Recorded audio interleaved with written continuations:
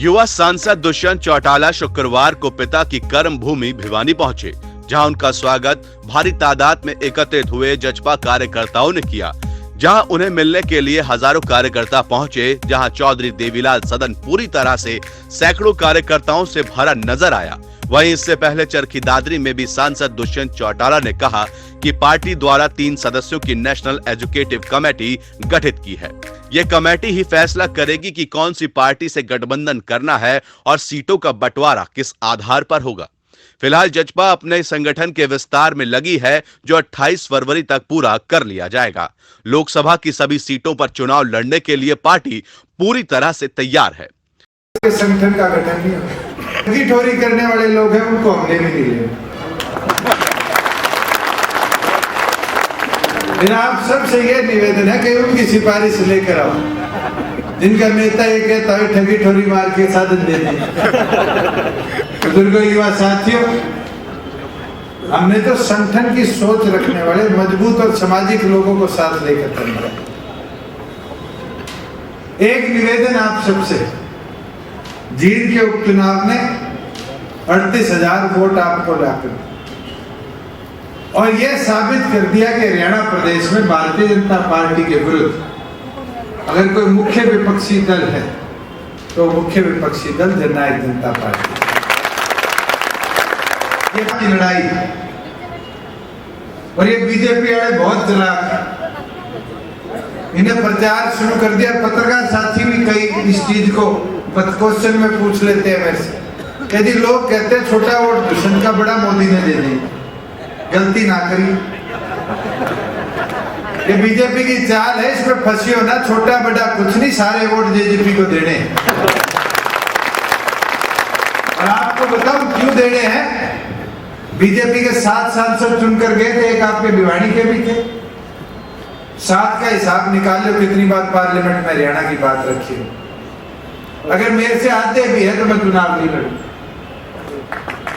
मजबूती के साथ चल रहा है और सुनने में आ रही है कि विधानसभा के सत्र के अंदर जो 5 तारीख तक है, ये 27 तारीख को विधानसभा को भंग कर दे।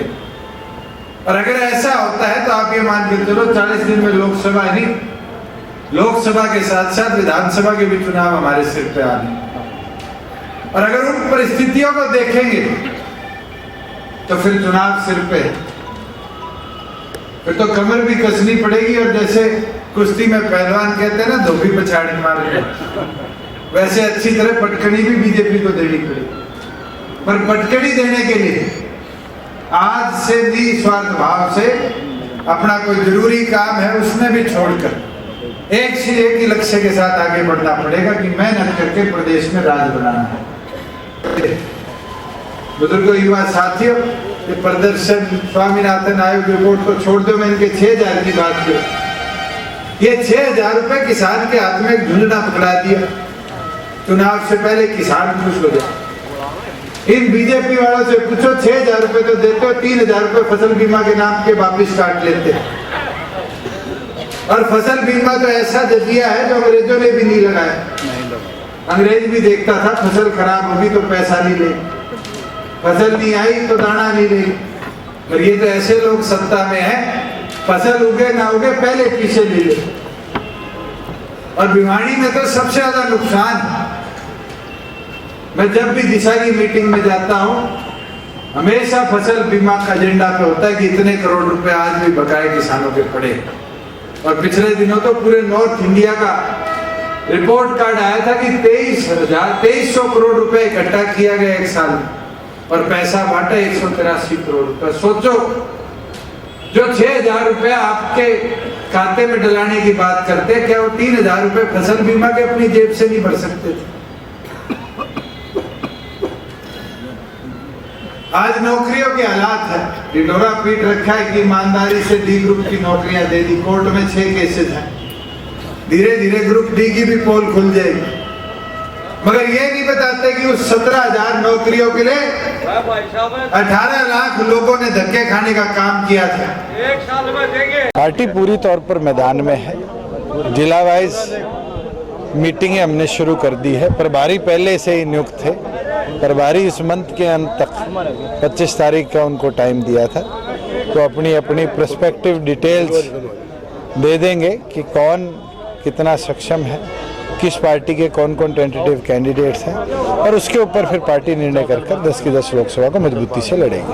तो तीन सदस्य नेशनल एग्जीक्यूटिव ने निर्धारित करे हैं, वो निर्णय उनका होगा। अगर कोई गठबंधन होगा या नहीं होगा वो मैं भी टिप्पणी नहीं कर पाऊंगा। उन 3 लोगों के ऊपर हमने छोड़ा है। अगर कोई फिजिबल साथी दिखता है जो बीजेपी और कांग्रेस को इस देश से हटाने के लिए काम कर रहा है तो जरूर उसके साथ है। मैं तो खुद हैरान था कि एक पार्टी के नेता अपने जिला अध्यक्ष को ठग बोलते हैं, तो फिर ऐसे लोगों को तो हम भी लेने का काम नहीं करें। ये सरकार की मंशा है।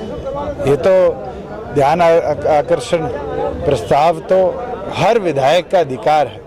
जब हमारे चारों विधायकों ने ये प्रस्ताव डाला और उसके बाद स्पीकर द्वारा उसको परमिशन नहीं दी गई, ये बाइसनेस दिखाते हैं कि कहीं ना कहीं जो यूनाइटेड 4 विधायक जेजेपी का साथ दे रहे हैं उनके पक्ष के अंदर आज सरकार अपने आप को ना देखते हुए आईएनएलडी के लोगों का पक्ष लेने का काम करे। सरकार को निर्णय लेना चाहिए। वो सारे कर्मचारी सरकार से तनख्वाह भी लेते हैं, सरकार ने उनको भर्ती भी किया है, और कुछ ना कुछ, चाहे वो गेस्ट टीचर हो, चाहे एनएचएम हो, चाहे कंप्यूटर टीचर हो, जितने आज कर्मचारी धरने पे बैठे हैं, सरकार को कोई रास्ता तो निकालना पड़ेगा, नहीं तो कहीं ना कहीं आक्रोश कर्मचारी वर्ग में और भी प्रदेश में देखने को मिलेगा।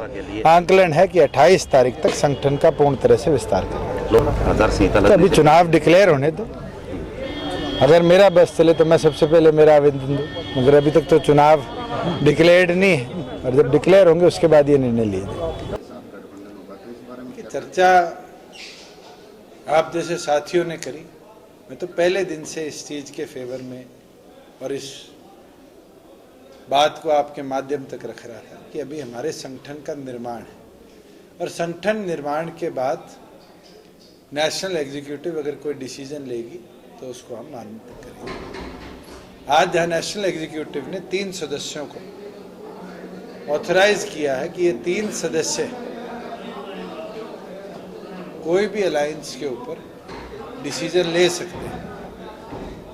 तो जहाँ हमारे जैसे वर्करों की बात है, हम अपना काम कर रहे हैं, आगे जो भी निर्णय होगा वो उन मेंबर्स का होगा।